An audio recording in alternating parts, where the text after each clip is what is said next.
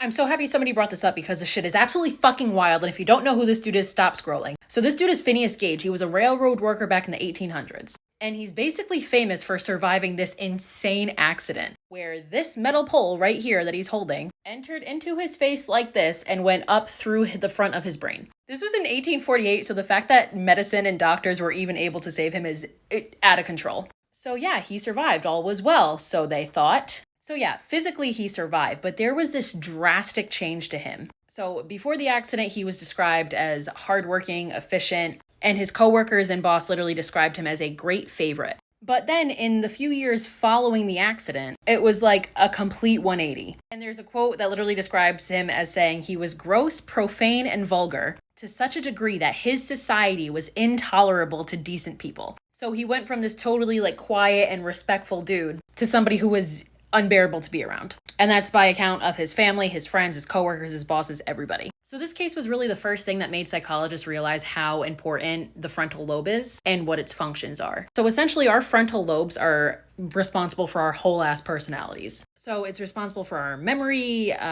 emotions, communication, and most importantly, it's responsible for our impulse control. So I work in prisons. In the state that I work in, a few years back, there was this criminal justice reform bill that was passed. And part of this bill essentially said that it was unethical for people who committed their crimes as minors to be sentenced to first-degree life sentences. So first-degree life sentence is the more serious one. You are committed to life without the possibility of parole. So because of this bill, this state can no longer sentence minors to first-degree life sentences. And any person who was already incarcerated and was sentenced to first-degree life as a minor had their sentence changed to a second-degree life sentence so that they would be eligible for parole. Now, the whole reasoning behind this bill and this outcome was the fact that science recently has discovered that our frontal lobes do not fully develop until we are 25 years old. So essentially, we lack proper impulse control until we're 25. So yeah, damage to the frontal lobe is severely detrimental. There are quite a few serial killers who it's been claimed that they've had brain injuries. Albert Fish is one example. Weird fucking dude. He supposedly had an injury as a kid that caused frontal lobe damage. Richard Ramirez is another one, aka the Night Stalker, who I personally think is like the most brutal and reckless and one of the scariest serial killers ever.